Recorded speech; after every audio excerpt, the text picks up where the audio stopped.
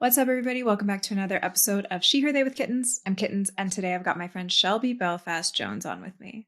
Shelby's a professional strength coach, which means she professionally trains pro-level elite athletes. I'm talking Olympians, NFL, NHL, like pro MMA, Muay Thai fighters. Like she helps them be their best self. So she's extremely well-versed in what the human body can do. Like she's super strong herself. If you see her, I'm going to post a picture because she is absolutely ripped and it's incredible. And not only that, she is extremely, extremely well-versed in things around hormones and just general health and body optimization.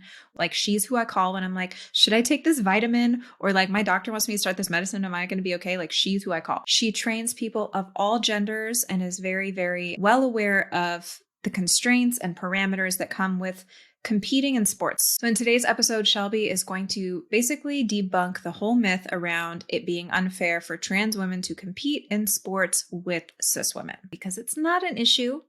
And there's all kinds of explanations for it. And I know a lot of people are just confused and they don't know any better and they fall for the fear mongering and random shit they see on social media or like the news. That's just people making a big deal out of nothing. So we're going to get into that. And then hopefully by the end of this, you will be more educated and you can share that information with other people. So we can just enjoy sports and allow trans people to have fun and respect them for even caring to work out. Because like, I'm not doing that. So you know what I mean? Before we get started, though, please make sure you like, subscribe, follow all the things here, click all the buttons.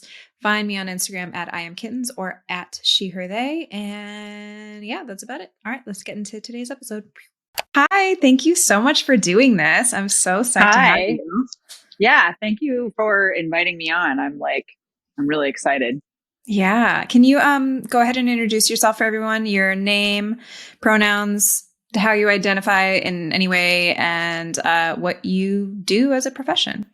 Sure. So my name is Shelby Belfast Jones, Shelby Belfast, pretty much anywhere you're going to try to find me.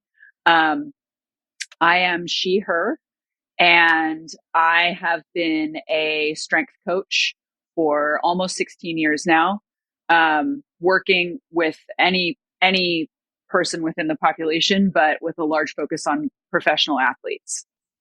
Awesome. So honestly, it's so cool. Ever since I've known you, just your strength and how you present yourself is just so inspiring to me. And I think we don't see as many people, let alone women, in that world, like represented properly.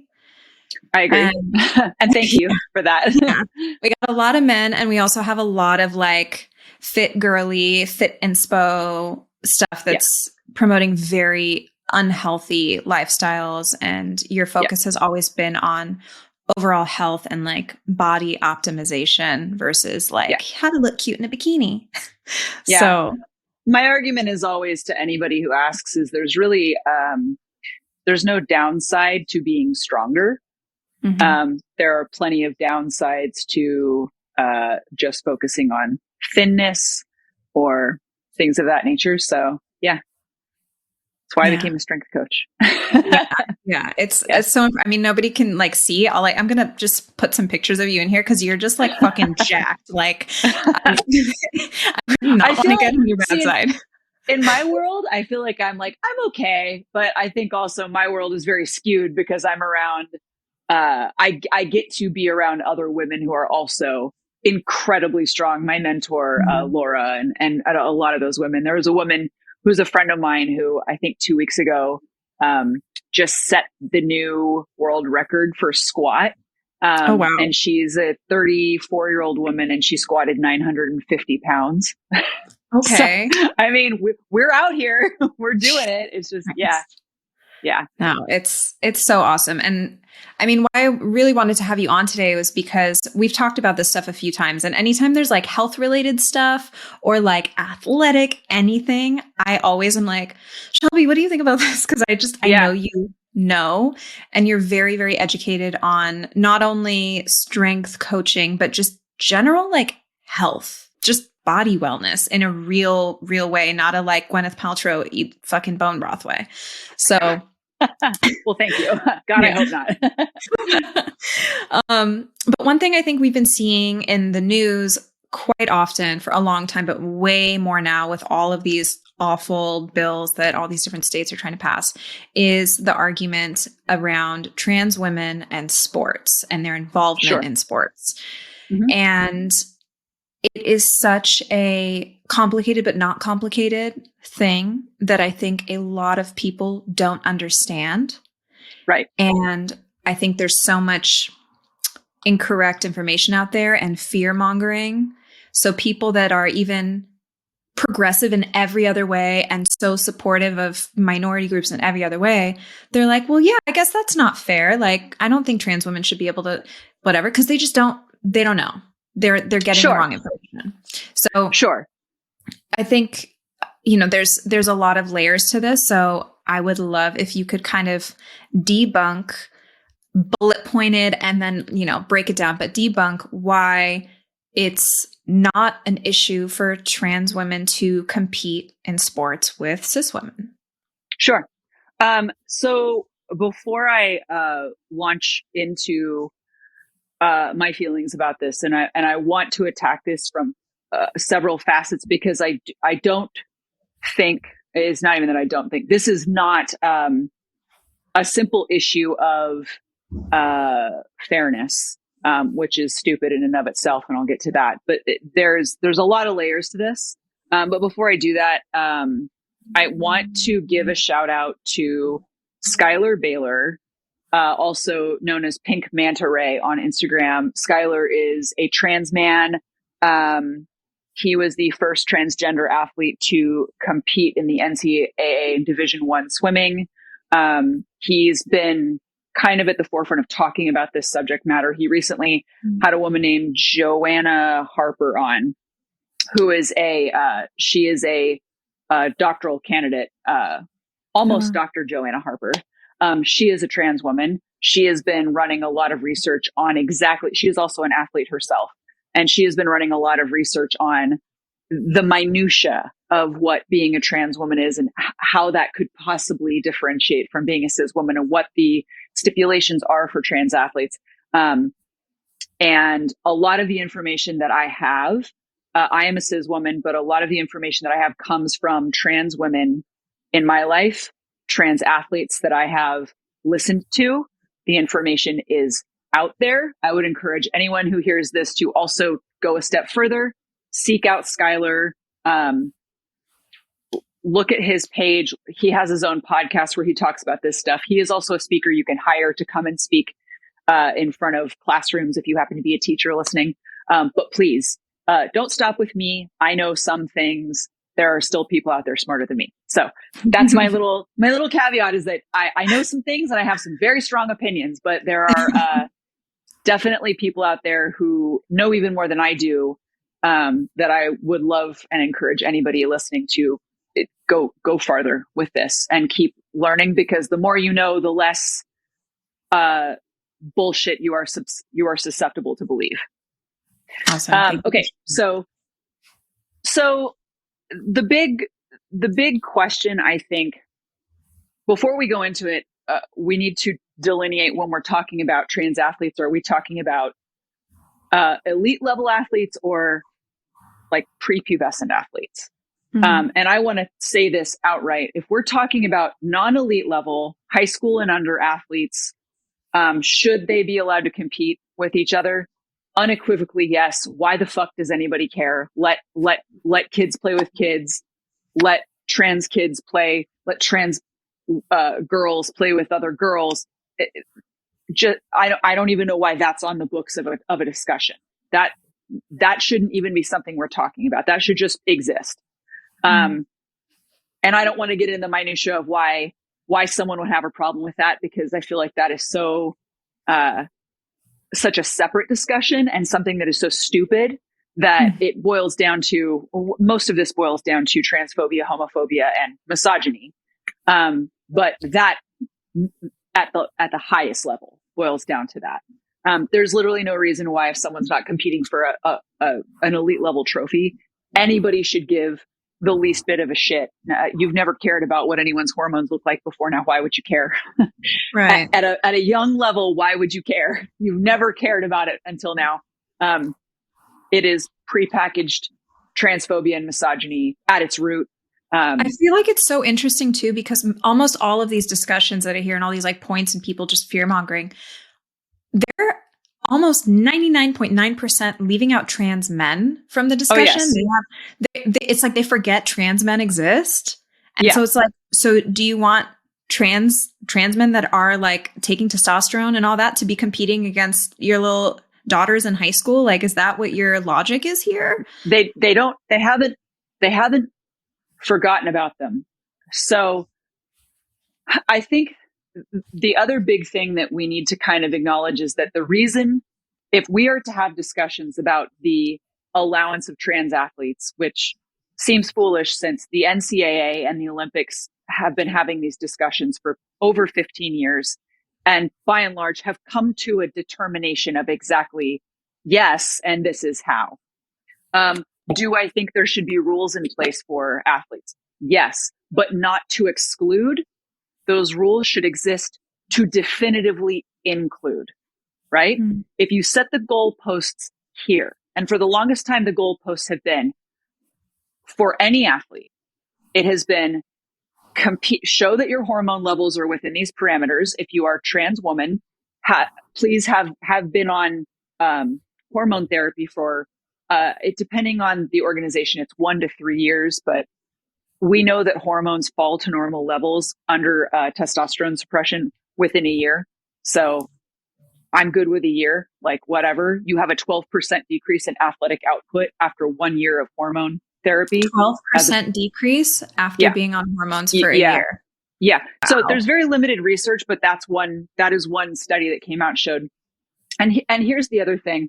And this is an uncomfortable thing for me to say as a woman, but there is a reason why we have categorizations within athletics to provide platforms for meaningful and equitable and egalitarian competition, right?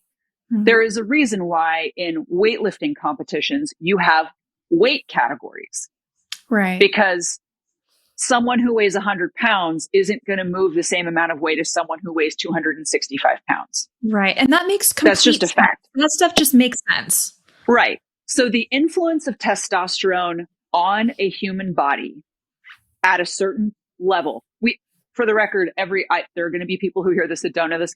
Every woman alive has testosterone in their body. We just have a much lower natural amount of it than a cis male does, or than an intersexed person does. And that's a whole other category that we can talk about. But, so the effect of testosterone at those levels is realistically that yes, you have the ability to build more muscle. You have the ability to build more bone density. The most immediate thing that you just get with the assignment without doing anything for it is an increase in hemoglobin production.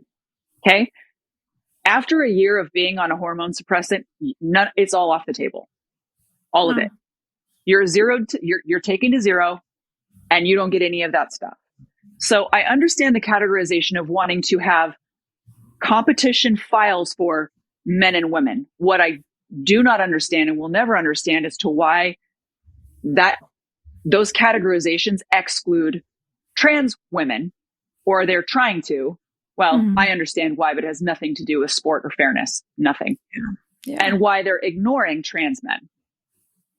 So the reality is that trans women bother people. And the reason they bother people and people are so focused on them is from two aspects. One, and it's all misogyny and homophobia. And, that's all it is. It's the people who say, well, we want to make women's sports equitable for other women. And I go, no, you don't, because where were you?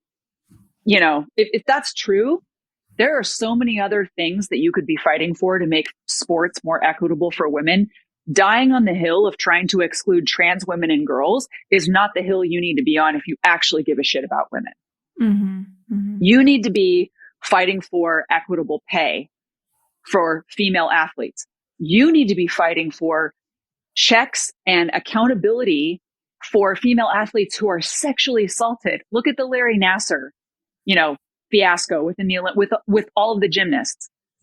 Those are the things you should be fighting for. You want to protect women, protect women. Trans women, what percentage, if we're talking about the percentage of athletes from like a high school that go into NCAA level or elite level competition, do you know what the percentage is of people? It's like 2%. Oh, wow. Now, what percentage of the population is trans? So it's like 1%? Yeah. So 1% of the 2%. And then of that percentage, how many are actually getting to that elite level of athleticism? Right. And if so, and then they're still having to compete, and there's still all these other things in place. Yes. So if the argument is, I want to make sports fair for women, what a pathetic effort. Right? Even if trans women were so unfair and they were just running rampant trying to take over sport or unfairly or some ridiculous nonsense. Mm-hmm. This would still be such an epic waste of your time if you actually cared about the fairness within women's sports. Yeah. This is not the fight to have. Okay. Now, the other thing to talk about is I think that it's important to talk about exactly what you pointed out, which is why do people focus on trans women and not trans men? And the simple answer to that is pure, unadulterated misogyny. The reason they focus on trans women is because inherently people believe that any man, cis man, air quotes, because trans women are women, full stop. Any person assigned male at birth could wander into a sport at any given time and just own every woman within that sport. Right. That is misogyny at its finest. Mm-hmm. I would love for you to show me a single male tennis player who at his very best could have owned Serena Williams on a court. Right? It throws skill, study, and time out the window. And that's offensive. Mm-hmm. The other and then the inverse of that is the reason they ignore trans men is they go, well, you're just a girl trying to play on the boys' team. Right. So we're not even going to take you seriously. And they invalidate them. Correct. Right. And that is also misogyny. Right. Trans women are women. And by all intents and purposes, via the established protocols that have been set in place by the NCAA, by the Olympics, different federations and organizations have different parameters. But if we're to talk about the two largest governing bodies who have talked about elite level sport requirements, they're women. There is no arguing that from a biological level, they are women. Their hormones fall within the standards. They don't have the idea of, well, their bones and their muscles grew before they got on hormone therapy, so they have an edge. So this is where I go into my rant about sports being fair. Mm. I love when people want to talk about having about sports being fair, and we want sports to be fair. This is, I think, where my 15 years of doing this, I have an opinion, a strong one about this, because I've trained a lot of athletes in my time across a whole lot of sports. We're talking NFL, NHL,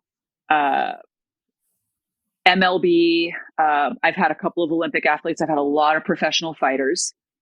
The only people I've not had are NBA or rugby. Shout out if any rugby players want to get at me, especially female rugby players. Holy shit, that's my dream. But I have trained a lot of athletes. And the reality is that I'm here to tell you that sports aren't fair. And we don't want them to be fair, actually. If we were so hardwired to argue about the fairness of sports, then the gate kept height for the NBA wouldn't be 6'2" and up. Right. And I'm sure somebody's going to watch this and go, but what about Muggsy Bogues? And I would say, well, Muggsy Muggsy played 30 years ago. Back when something like that, back when contracts were a fraction of what they are now. Mm-hmm. Show me an NBA player that's been shorter than 6'2" in the last however long. Mm-hmm. That's the requirement. And that isn't fair. Right. Right. Michael Phelps dominated the Olympics and we all loved to watch him do it. Right. The man has 1.5 times the lung capacity of a normal human and only produces 50% of the lactic acid of a normal human. What does lactic acid do? Lactic acid is literally when you say you're running or you're holding a particular strength thing and you feel your muscles start to burn, mm-hmm. right? He produces 50% less. So he can do different movements or different things. He can swim for longer before any of that burn starts. Yes. Both on a respiratory level and on a lactic acid level. Like he's literally built to do that sport, like innately built. Mm-hmm. And that isn't fair. He has a genetic benefit walking into the sport that he is competing in that makes him better equipped to compete than everybody else. Wow. And nobody says anything about it because they're like, well, but he was, that seems it's fine. Not a problem then. Yeah, it's not a problem. Or I think the other argument is, well, he was born with it. So, and I go, okay, Tiger Woods had surgery to make his vision better than perfect. You can do that? Yes, you can. And he did it. And how do we think that affected his golf game? Yeah. What the fuck? I didn't even know that was possible. Wow. The number one differentiator between success of an athlete and non-success, do you know what the actual barrier is across the board? They've done studies where they're like, okay, well, let's look at race. Let's look at age. Let's look at gender. Let's look at where this person grew up. Let's look at this. You know what the thing that created the greatest chasm between success and opportunity and failure for an athlete was? Money. Yeah. Money. So if you're gonna scream about fairness, then are you donating to the kids in your neighborhood who don't have all the money? Because, and let me tell you, it matters at a young age because availability of food, availability of opportunity with coaches, availability with trainers, those things make a difference in the long run. Right. No. We're going to focus on 1% of the 2% of elite level athletes. So it's not about fairness. Yeah. Yeah. Yeah. It is strictly about homophobia and misogyny. When it comes to women feeling like, well, but it's my sport and I don't want to feel like I'm being, I want fair competition or whatever. Mm. I would say, I implore you to look up Joanna Harper and look at some of the studies that she has done and really think about what is necessary within a sport to become competitive. The idea that you're assigning value to assigned male at birth traits is deeply rooted in internalized misogyny. And if you think it's not, I have news for you. You don't know as much about the way the human body works. You're not an endocrinologist. You don't have the history or understanding of how the body works. And understanding the background of how those things function, you really get a picture of like, there's not enough here to create enough of an advantage for it to be notable. Yeah. Right. One woman that comes up frequently when people are talking about this is Caster Semenya, right? Caster Semenya is runner, right? Was she a runner? Yeah. Yes. And I think it's really important when you talk about Caster to say that Caster is not trans. She is intersex. She identifies as a woman. She is queer and she is Black from South Africa. And all of that is incredibly important to talk about when we begin to talk about how Caster's been treated, how she's been policed, because the policing of women's bodies is tale as old as time. And when it comes to women of color and queer women of color, it is even worse. So Castor was found to have a higher than normal testosterone production. And she was born like that, right? She didn't do anything to do it. That's just how she's born. Right. And she likes her own body the way it is. Now, the interesting thing with Castor is if we're talking about fair, equal, meaningful competition, and I'm going to go about this two ways. So stick with me. Whoever ends up listening to this, don't get mad right away because I'm going to say one thing. I think that I think that asking Castor to submit to testosterone suppression in order to compete within the parameters of the Olympics is a fair request.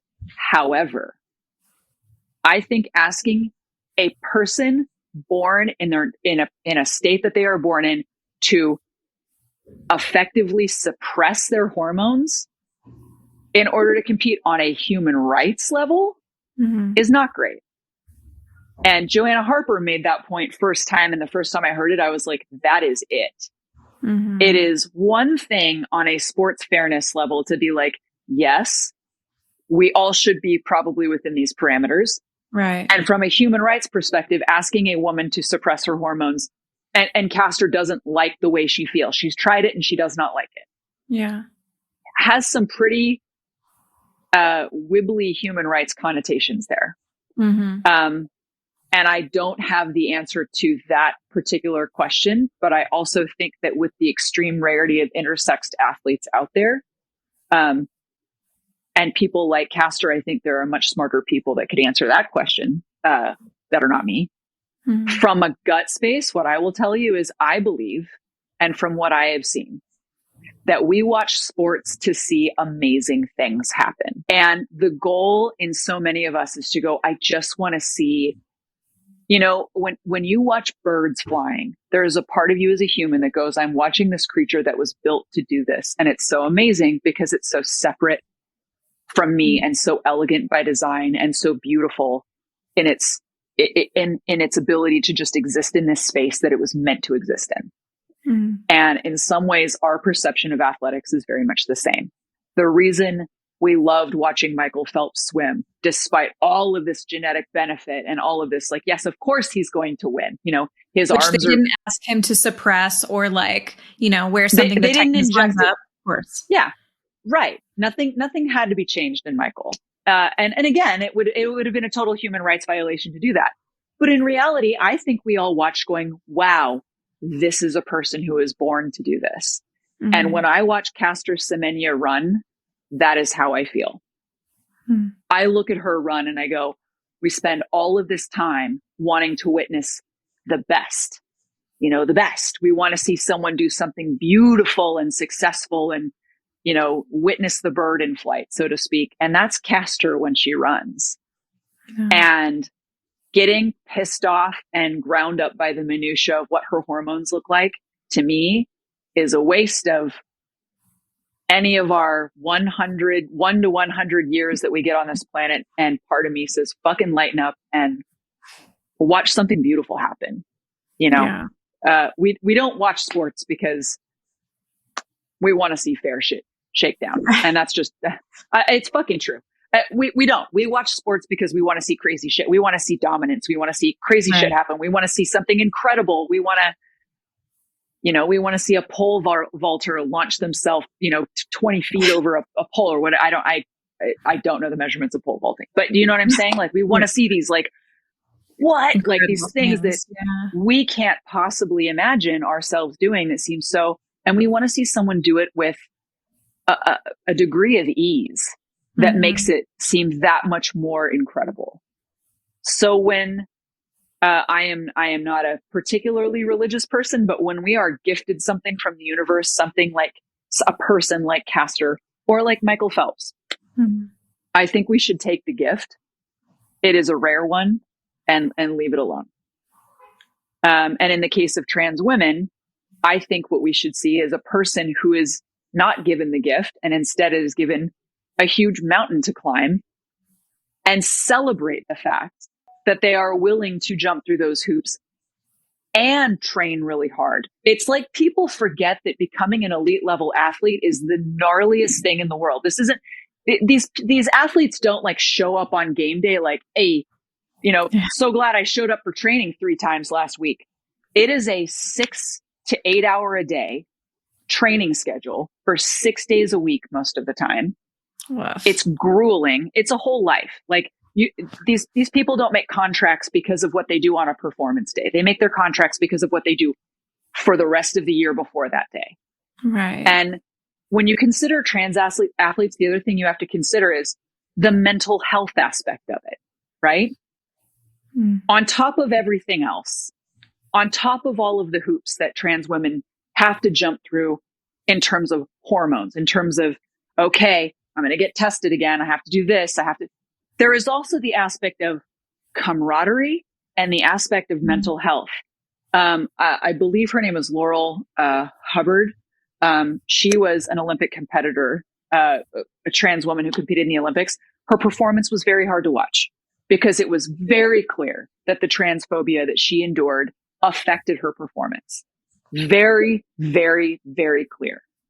And you can have any athlete who shows up on the day of and has some intense emotional thing happen.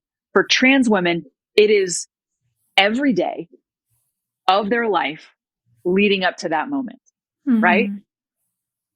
And now we want to say, on top of all of that, despite all of these insurmountable, obstacles that we've established for you to sort of crawl over and jump over or whatever to get here, we're really not sure that you should be here anyways.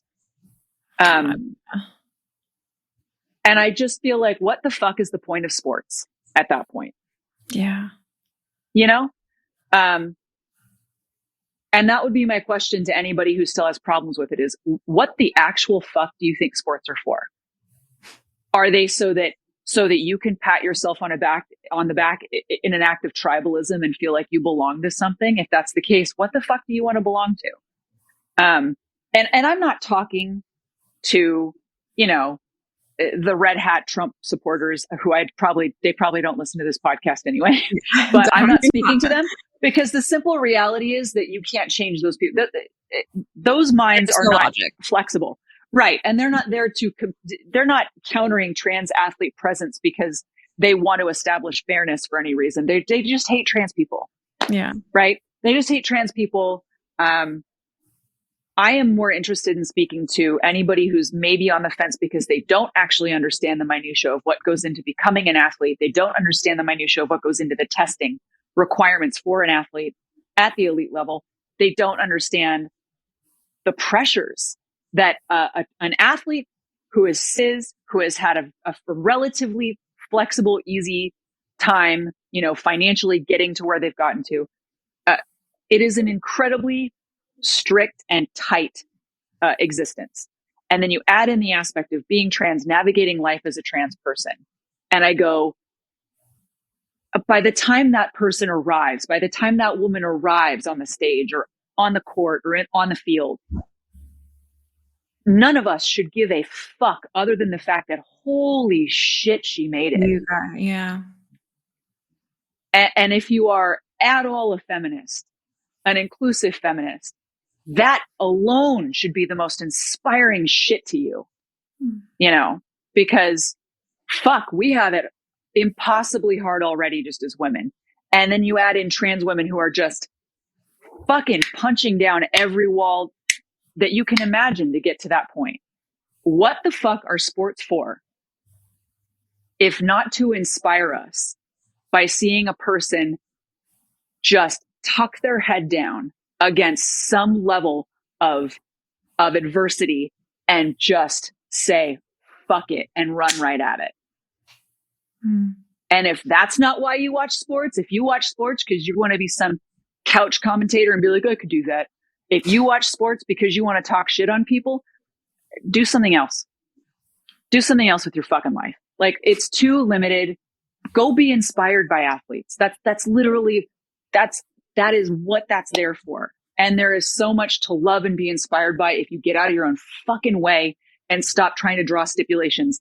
You know, the other thing is, not to ruin everyone's fucking day, but like 90% of the pro athletes out there that you're ever going to run into anyway are on their own level of supportive supplements, shall we say, outside of competition. And I have my own opinions about that too. And frankly, my opinions are, I don't give a fuck about that either. Because I know what they have to go through in training, and it's unrealistic. We've gotten to a point where we want to see something so crazy that our own expectations of people are so outside the realm of normal. And, you know, there's a great documentary called Icarus that talks about what would we be looking at in the Tour de France if we took down all of the blood doping. And it's like, we'd be looking at the 60th guy in line down. The top 60 would be out of the race if we actually gave a shit about blood doping. Strong woman competitions are largely unregulated. And most of the women who compete at strongman too, most of the people who compete in those competitions are on loads of drugs. I don't give a shit because I'm like, it's your body. You do what you want. It's an unregulated sport, but I'll tell you, man, it's fucking cool. It's cool to see somebody pick up 300 pounds 42 times in a row. God. And that's happened, you know? And if that's what you want to do it. But our perception of what sports are for is very skewed. We do not own athletes that we watch. They do not exist for us. And I think that we need to move it back to a place of appreciation and recognizing that fair and meaningful competition is important. But the parameters for trans women to compete have been in place. They've been there. And trans women are here, they're around, and they're doing sports. And largely you don't hear about it because they're not winning and dominating. The reason it's a hot button topic right now is because of Leah Thompson, who, you know, went from 38th place to first and now is like an NCAA swimming champion. And everybody wants to talk about it because they're like, oh, fuck, it's because she's trans. It's because she's fucking a good athlete, man. Like, that's plain and goddamn simple. Like, you know? So, yeah. Oh, shit. That's the first part of my rant. I mean, I don't think anyone will have a fucking question after this. I hope they just send this around to anyone who's like, I don't know about that, because, wow. Fuck. I mean, I would invite the self, you know, interrogate yourself is what I tell people. You know, the number one thing I like to tell people when they go, well, it's because of the fairness. And I go, sports aren't fair. Next question. They're not. They are not fair. I really never understood that part. I'm like, it's the whole point is it's not fair. Some people are just better at shit, or some people just have more money and time to practice and train and be like, you know. Yep. When did we ever think that sports were fair? The reality is that that's not actually the concern, right? Yeah. And it's fun to strip that veneer away real fast, because then you go, stop concern trolling the subject matter. When people are like, well, I care about women. It's like, do you? No, you fucking don't. Yeah. There are so many other things you could go spend your time defending when it comes to women in sports. And it's not this. There are genuine, obvious threats that are genuine issues that they can do something about right now, but they don't. Exactly. You know, the attack on trans women is because you don't like women that don't exist in the image that makes you feel satisfied. It threatens your idea of how a woman should exist.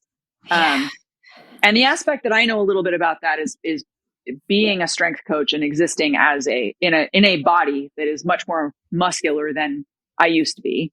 And the shift in attention that I've received, and you know, I have, back when I was very thin and when I was modeling, there was a lot of very sort of, a lot of attention that I got was from men. And a lot of that attention came sort of as like a kind of a pleasant, like, oh, you're allowed to be here. Like, oh, you're so cute. Oh, haha, like whatever. Right. The minute that I started to get stronger and become visibly stronger, right? Get to the point where now it's like, I meet people and they go, what do you do? And I go, I'm a strength coach. And they go, yeah, I figured. I was going to ask what sport you played. Yeah. And I'm still, after 10 years of doing, of heavy lifting, I'm still adjusting to that idea because my brain is still like in this other body. But, the attention has really been the shift, and the attention has gotten to, it's a lot of aggression and hatred. And it's simply because I don't exist in this palatable, digestible form for misogynistic people anymore. Yeah, you're I not doing threaten it. femininity right. You're not doing it I right. directly threaten it because of that fact. And I believe that there is an aspect of that in why people are so pissed off at trans women. Mm-hmm. Like, well, that girl isn't the way I want her to do girlhood. Right. And that makes me mad. And it's, it all comes from kind of the same root. It's all misogyny. And yeah. Yeah. God. No, that was something else I wanted to talk to you about because it's so interesting. You're like, whenever you post older pictures and you were like teeny tiny little baby, like pinup-y model with the corsets and the heels. Oh, and yeah.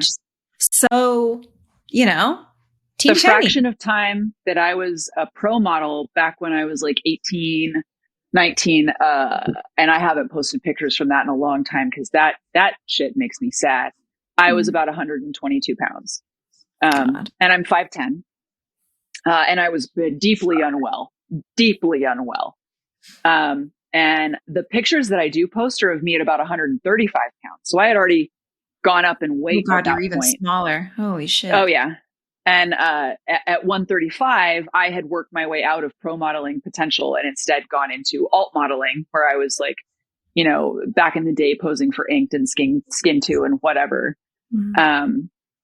And since then, I was in my early 20s when I sought out boxing, and it was sort of a give me something to hold on to kind of a move. It was really a desperation move. I was not fully out of unhealthy habits until that point because I had not rewritten my own relationship with my body to be one of what can we do together as like a cooperative sort of like thing. And instead it was, I need you to do this for me so that people can perceive me this way. Right. It was a punishment for the sake of existing within society in a way that I thought would earn me enough social clout and currency. Right. And for the record, I think a lot of women do that, and I do not begrudge women for doing that. It makes me sad, but that is the byproduct of patriarchy, largely. We're all trying to compete for resources because at the end of the day, we're just not fucking given any. So, do whatever you got to do. But yeah. And when I found a boxing gym and I trained in boxing and I competed in boxing, and that was when I started realizing, if you want to show up to training, you're going to have to fucking eat food. Shocker. Yeah, you know what? Turns out you can't actually box on a Diet Coke and a cigarette. So you're going to have to eat some fucking food. And I had to come to grips with, like, I had to rewrite how I perceived how I took care of myself. Mm-hmm. And I started eating and I started sleeping and I started paying attention to how I felt, not how do I feel based on reactions to me. More like in a vacuum, how the fuck do I actually feel right now? Mm-hmm. And the relationship that I developed with my body out of that and ongoing became one of deep appreciation and collaboration and care and love. I got real sad one day, years into therapy and working on all this, when I was a few years into lifting, and I was talking to my therapist, and I realized that I'd begrudged a lot of years of what my body could do, because I just wanted it to look a certain way, or I wanted it to fit into a certain size or whatever. And there are so many people who don't have the ability to do the things that my body will do, and how consistently it showed up for me, despite the fact that I was like, kind of punishing it. And it made me really sad, because I was like, there's so much that I can do with this little, meat spaceship that I haven't done. And, Meat spaceship. you know, and I started kind of wanting to figure out what else I could do and get as deep as I could into identifying what I felt like and what I wanted from myself, and how I could grow that feeling of care. And also, I keep using this word, but it's really the one that fits the best, collaboration, where it's like my mind, body, and soul are kind of all working together on the same plane of like, okay, what do we want to do? Yeah. Okay, cool. Well, let's all facilitate each other to do that thing. Mm-hmm. And yeah. And so I weigh, not that weight matters, but for the sake of conversation, I like to bring it up now. Weight was always a really sensitive subject for me, but I bring it up now only because I want to dispel the idea that weight is a big deal. I weigh about 165 to 170 pounds now. Mm-hmm. And I put on a significant amount of size and muscle, specifically in my legs and in my shoulders, compared to what I used to look like. And it's cool. It's fucking cool taking up space. That. Wow. Yeah. That. Honestly, like your legs, I'm like, you could crack so many skulls. Like they're very large. It's so also tight. There's a genetic component. Like I worked them out, but it's also just one of those things that when I actually started doing anything physical, my legs were like, sick. Here we go. And like, yeah, they just blew up. And some of it's just a genetic thing. They're not as strong as they look, I think, but yeah, they got big quick. that's tight. You look like comic book character, like perfect comic book character form. Like just like strength and beautiful. Thank you.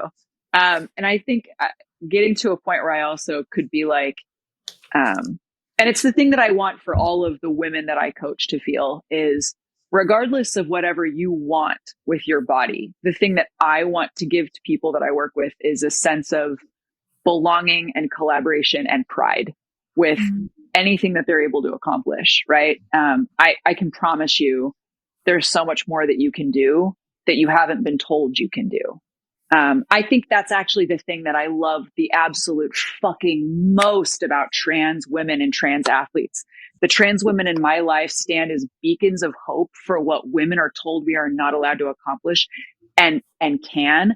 And for them, I look at them and I go, oh my God, for all of the, everything, every barrier you've had to break through, it reminds me that we can, if we just try harder, push harder, keep going. The incredible fortitude of trans women is fucking unbelievable. And if that's anything that I've learned from the trans women in my life and the trans women I look up to, and anything that I can carry into my coaching and what I give to people, it would be that. That's beautiful. I was like, I'm like getting all like choked up goosebumps over here. That was honestly, yeah, I couldn't agree more. Well, shit, I guess I got it all. Yeah, I'm like, that's a perfect note to wrap things up on. Honestly, so inspiring. And thank you so much for sharing your knowledge and expertise. And then, who were the people that you said to check out? There was a couple. Yes. Skylar Baylor is Pink Manta Ray on Instagram. He's wonderful. He also has a podcast where he talks a lot about just his experience as a transgender man, about his coming out. He is also not white, so there's the intersectionality of that, of being an athlete. And he had Doctor, I'm going to go ahead and say doctor because she's a doctoral candidate, but we all know she's going there. And I'll tag all of these people with their handles and whatnot below. So perfect. Dr. Joanna Harper, I actually don't know what her handle is. I just listened to some of her lectures and so on, and her appearance on Skylar's podcast. And she is wonderful. And one thing that Dr. Joanna Harper said in Skylar's podcast that I think is really important to state is there are going to be those of us who in discussing the minutia of where trans athletes exist on sort of the platform of athletics, there will be points that we maybe agree or disagree on in small sort of aspects. Mm-hmm. The most important thing is that we all need to agree to even have the discussion that transgender people are valid, their existence is important, and we are not here to debate that. Mm-hmm. If there are people for whom the debate about transgender athletes is really a debate about the validity of trans folk existing, there is no conversation to be had, right? That's just couched bigotry. And we don't need to talk about why they deserve to be here or whatever. We need to walk on by. But to the people who are confused or concerned or have questions, keep talking, but also listen more than you talk. Because there are people out there like Skylar, like Joanna Harper, like all of these other experts who are talking about these things too. And sometimes they within their own circles are, well, maybe I think this, well, maybe I think this. But the important thing is that they can disagree because at the root of it all, they care deeply about trans women. They care deeply about trans women having access to athletics. And really what they're doing is they're trying to figure out the parameters for how that can happen, not figuring out parameters for how they can keep them out. Right. So awesome. Well, I'll tag all of their bits below. So anyone who wants to go find them, that'll be easy to do. And thank you so much. This was awesome. I really appreciate it. Thank you for having me. I hope I spoke well and you did step over my words. Eloquent and perfect. No, thank you so fucking much.